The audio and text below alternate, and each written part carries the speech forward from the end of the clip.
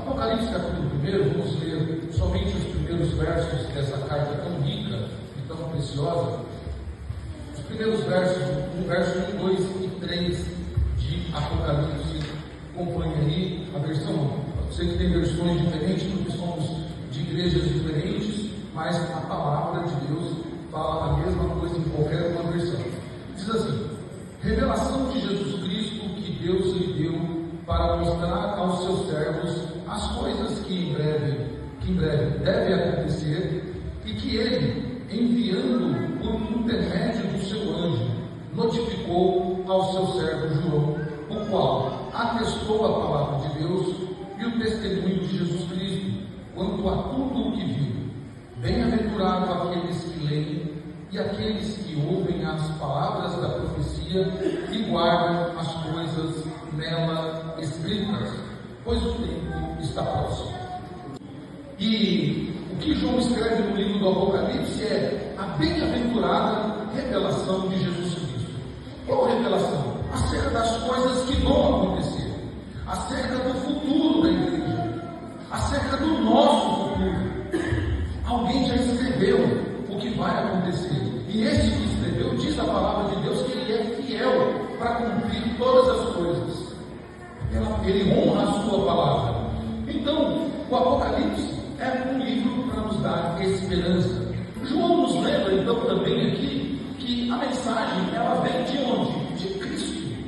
Não é de qualquer outro homem ou de um homem imortal, mas é de Cristo. E é para a igreja, para os servos de Jesus, e traz bênçãos para quem lê, para quem ouve e para quem guarda. Reverendo Augusto Nicodemos, comentando o livro do Apocalipse, ele diz que Deus nunca prometeu uma viagem tranquila para o crente nessa vida. Não há promessa na Bíblia. Ele continua: mas Jesus promete uma chegada no céu com certeza. É nessa esperança que nós devemos nos agarrar.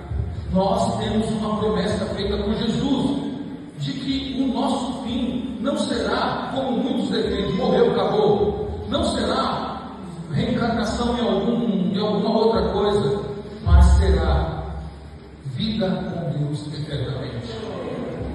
E com isso, meus irmãos, João, nesses 3 versos, nos traz lições gloriosas e grandíssimas. Primeiro, João destaca logo no começo que a revelação é de Jesus Cristo. Ele diz: revelação de Jesus Cristo que Deus lhe deu para mostrar aos seus servos as coisas que em breve vão acontecer. Então, nós sabemos logo de cara que ela é transmitida pelo próprio Jesus, ela é dada pelo próprio Deus por meio do seu Filho Jesus Cristo, transmitida pelo seu servo João para a igreja. E é muito interessante, meus irmãos, porque a palavra de Deus ela não é uma invenção humana, ela não é fruto de filosofias, ela não é fruto de idealizações humanas, ela não é fruto do achismo, como muitos fazem por aí. E esse é o grande perigo que nós temos, quando nós deixamos de ouvir a palavra de Deus nas nossas igrejas, por aqueles homens separados por Deus, como diz a palavra aqui. Foi Deus quem deu a palavra por meio de Jesus, revelada a João. Deus confiou às igrejas homens para pregar a palavra de Deus. E muitos têm rejeitado isso e corrido para a igreja chamada internet, aonde no cardápio ele falou: o que eu vou ouvir hoje? Vou ouvir um coach, vou ouvir uma palavra que me agrade, quero ouvir um stand-up, quero ouvir uma bênção, quero ouvir palavra de bênção. Se começar o pregador começar com cajado ali, cajado é a linguagem que os nossos pentecostais usam bem, né? Se for cajado, eu rejeito. Eu quero bênção. Deixando de ouvir a palavra de Deus. Então a palavra do Senhor não é invencionice, não é fruto da filosofia, e não pode ser achismos, como tem muitos por aí. A vida cristã, meus irmãos, deve ser guiada, a minha vida e a sua vida deve ser guiada pela voz de Deus, e não pelas opiniões contrárias à palavra de Deus. Nós estamos vendo, esse movimento já aconteceu, como diz Salomão, nada é novo, as coisas só vão voltando. Muito tempo atrás houve um movimento de perseguição à fidelidade das Escrituras, a sua autenticidade, a sua inspiração, a sua inerrância. E nós estamos vendo esse movimento voltar de novo aos nossos dias de hoje, quando muitos têm se levantado dizendo: não é a palavra, a Bíblia não é a palavra de Deus, ela contém a palavra de Deus. A Bíblia não pode ser vista como um livro inerrante, porque ela tem erros, e muitos erros. A Bíblia não pode ser regra de fé para uma pessoa, porque existem outras verdades que devemos consumir. Então esse movimento vem justamente para fazer com que eu e você deixamos de ouvir a voz de Deus. Mas João, consolando aqueles irmãos, e serve para consolo nosso nos dias de hoje, que talvez estejamos enfrentando alguma situação adversa, talvez estejamos enfrentando algum tipo de provação, algum tipo de luta. A palavra de Deus vem para nos confortar dizendo: Deus revelou à sua igreja as coisas que vão acontecer. Nos agarremos na promessa do Senhor. E qual é esta mensagem que nós chamamos de a bem-aventurada mensagem, a bem-aventurada revelação de Jesus Cristo? É que o nosso fim será glorioso. O nosso destino é o destino mais certo que se tem nesta vida. O nosso destino é um destino que já é certo, já é cravado. Nós não esperamos, inclusive, boas notícias neste mundo que vivemos. Pelo contrário, tudo indica que esse mundo vai piorar cada vez mais e vai rejeitar cada vez mais a palavra de Deus, vai rejeitar cada vez mais a presença do cristão. Nós não estamos com expectativas do que vai acontecer futuramente no âmbito material. Claro que nós precisamos estar atentos a isso, mas não é a nossa expectativa de quem vai ser o próximo presidente, do que vai acontecer nas relações entre as nações, o plano econômico, as taxações. Nossa preocupação é essa. A nossa preocupação é: quando é que isso vai voltar? Será hoje? Será esta noite? Será amanhã? Será depois de amanhã? Será semana que vem? E nós devemos estar sempre prontos para este grande e glorioso dia, o dia em que nós nos reuniremos novamente e cantaremos novamente em uma só voz, hinos em adoração ao nosso Deus. Oh, dia glorioso! Mas João continua. Ele continua então na sua revelação dada por Jesus. Ele continua a nos mostrar aquilo que foi dado por Jesus a João, né? E tem um propósito. E qual é o propósito? O próprio capítulo, versículo 1 nos coloca aí: mostrar à igreja as coisas que vão acontecer. E nota, o Apocalipse, ele tem aí um livro completo de muitas coisas que vão acontecer. E nós não devemos nos assustar com as coisas que estão escritas ali. Quando você começa a ler a partir do capítulo 4 em diante, até o capítulo 3, João fala às 7 igrejas da Ásia, repreendendo aquelas igrejas que não ouviram o que o Espírito tinha dito às igrejas. Exorta e também ao mesmo tempo consola. Mas a partir do capítulo 4, João começa então a descrever o cenário lá de cima.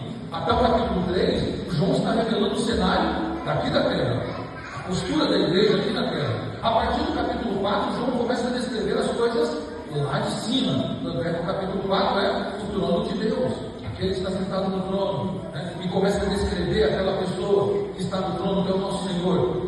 E então começa a abrir-se selos, começa então a ter as visões do cenário do Apocalipse, chegando até o capítulo final, quando ele então volta. Parece que a mesma ideia do começo. A ideia do começo é consolo, a ideia final é: fiquem tranquilos, o nosso Deus, aquele que está sentado no trono, descrito no capítulo 4, de maneira gloriosa, ele vai enxugar dos nossos olhos todas as lágrimas. E lá não haverá mais choro, não haverá mais dor, não haverá mais morte, porque essas coisas já passaram. Então João começa a revelar essas coisas. A revelação tem esse objetivo prático: preparar os servos do Senhor, consolar a igreja de Cristo, para que quanto mais ela for amassada aqui na terra, quanto mais ela for perseguida aqui na terra, quanto mais rejeitada for aqui na terra, ela mantenha viva a esperança da vida eterna em Cristo Jesus. João ainda mostra o cuidado de Deus. Qual o cuidado de Deus? Meus irmãos, Deus no seu infinito amor, em não nos deixar no escuro. Revelação propõe, pressupõe, tirar o véu, tirar a venda que estava cobrindo os olhos. Não deixar que a igreja andasse numa escuridão. Para isso, então, ele revelou as coisas que hão de acontecer. Não seria estranho para nós estarmos aqui reunidos nessa noite, se nós não tivéssemos a convicção, a certeza de que haverá uma vida futura para nós? Não seria estranho cantarmos essas belas canções que cantamos, se não houvesse uma esperança de vida eterna com o nosso Senhor? Como maravilhoso, é? Que nome esse seria se não tivesse Ele prometido vida eterna a nós? Deus então revela a João para que transmita àqueles irmãos que estão sendo perseguidos de que eles não ficarão no escuro, de que há um futuro, e esse futuro então está sendo revelado à igreja do Senhor. Com isso, meus irmãos, nós podemos aprender que Deus não nos chama para viver numa vida de ansiedade. O ansioso, tá? Revela Deus, né? O ansioso é aquele que duvida da capacidade de Deus em reger a sua vida melhor do que ele. Entendeu? O ansioso é aquele que duvida da capacidade de Deus em reger a sua vida melhor do que ele. O ansioso é aquele que não espera Deus agir. É aquele que não confia no Senhor. Certa vez o Senhor reuniu com os discípulos, Jesus repreendeu eles por causa das suas incredulidades. E ao aproximar-se o momento final, o momento da morte de Jesus, Jesus percebeu que havia neles o quê? Ansiedade. E Jesus então, lá em João 14, diz: não fiquem ansiosos, não se perturbem o coração de vocês, não se turbe o vosso coração, credes em Deus, credes também em mim. Na casa de meu pai há muitas moradas. Se não fosse assim, eu não teria dito: vou preparar lugar. E quando eu for, eu voltarei e vos levarei para onde eu for. Então, Jesus ele promete para nós uma vida com Ele. Portanto, não cabe em nós um outro sentimento a não ser confiança no nosso Senhor. Um dos pais da igreja, chamado Irineu de Lyon, falando sobre o Apocalipse, ele diz que o Apocalipse é uma profecia para todos os tempos, revelando a vitória final de Cristo sobre o mal. Meus irmãos, às vezes nós nos esquecemos disso. E às vezes precisamos lembrar que Jesus venceu Satanás, que o mal já foi vencido, embora pareça nesse atual tempo que o mal esteja triunfando sobre o bem, e parece que Satanás está sem rédeas, está fazendo o que quer. Não, ele já foi vencido na cruz. O Senhor esmagou a cabeça dele na cruz. O mal foi vencido, e não só vencido, sentenciado, julgado, e ele só espera agora a condenação eterna. Por isso nós devemos confiar em Deus, que a nossa vida aqui nessa terra, ela é passageira, e dentro deste momento que nós vivemos aqui, podemos confiar que a nossa vida está segura nas mãos dele. Portanto, confie no Senhor. Não importa o que você esteja enfrentando neste momento, não importa se a dor seja tão grande e te machuque tanto, entregue ao Senhor, confie nele. Como disse Policarpo, já no finalzinho da sua vida, sendo queimado numa fogueira, para negar o nome do Senhor, ele disse: como eu poderia negar aquele que nunca me traiu, ou aquele que nunca me fez mal? Como podemos deixar de confiar no Senhor, sendo que Ele nunca falou conosco? Por fim, meus irmãos, ainda João, no verso 2, partindo para o verso 3, João diz que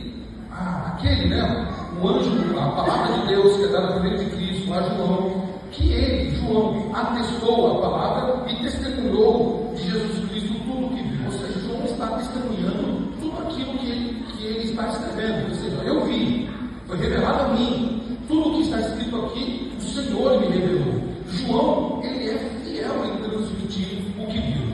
Como eu disse, aquele movimento que quer negar a autenticidade das Escrituras, a veracidade do texto bíblico, fica dizendo: não, o Apocalipse, ele é, o grego aqui é muito fraco, o grego aqui é muito ineficaz, o grego bom mesmo é o grego de Paulo, então possivelmente não foi João que escreveu.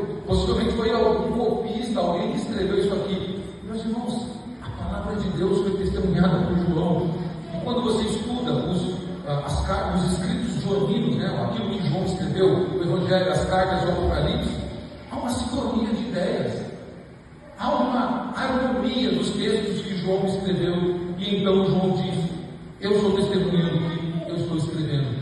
A revelação é verdadeira e ela pode ser confirmada pelo testemunho de Cristo que está narrado, pelo testemunho do Senhor que está narrado, por aquilo que Ele fez, que Ele falou quando estava conosco. Nós, como cristãos, meus irmãos, devemos ser fiel em guardar e transmitir a verdade da palavra de Deus, sem adulterar nenhuma palavra escrita.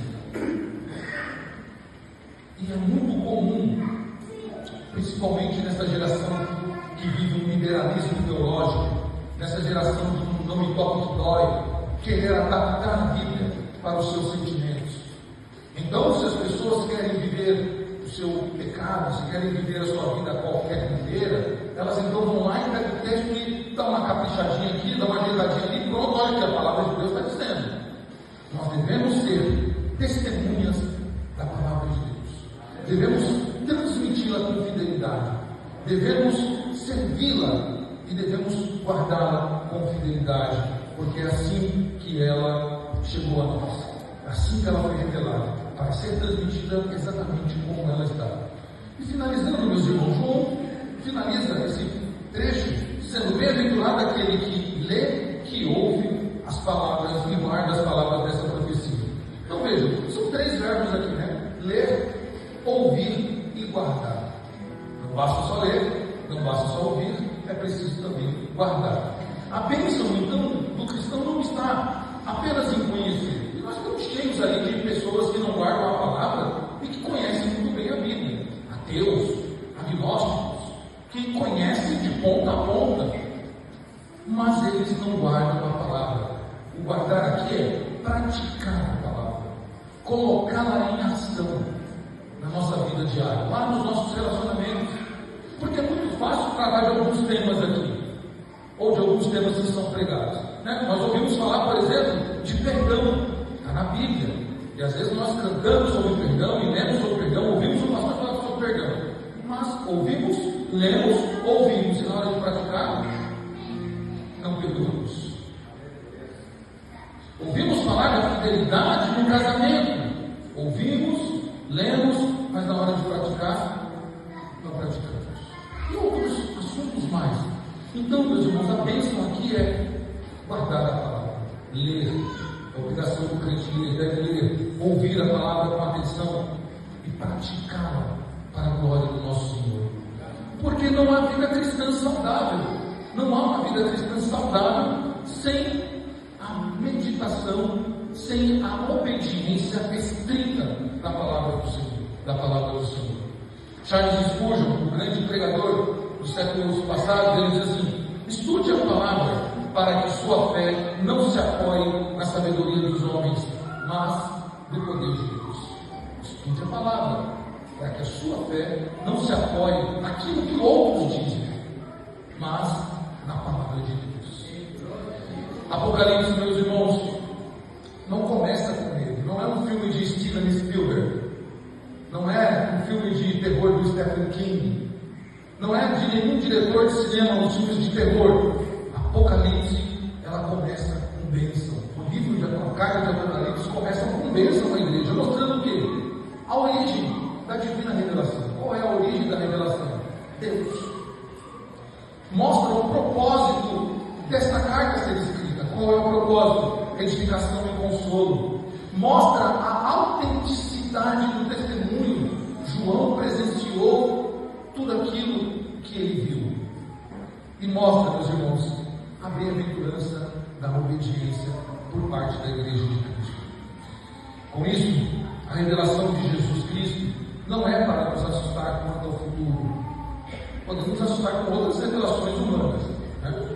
Mas para nos preparar e abençoarmos no presente.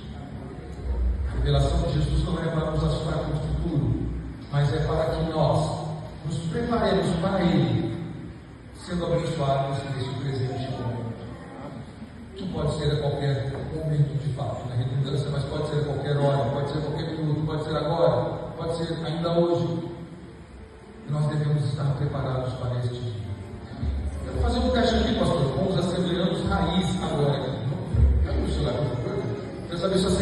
semelhando raiz aqui, né? Quando eu vi os irmãos cantavam, eu lembrei dos meus tempos.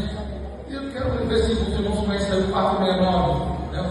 Os irmãos presbiterianos vão perdoar, não vão conhecer, mas, né, deve lembrar, né? Quando a angelical cometa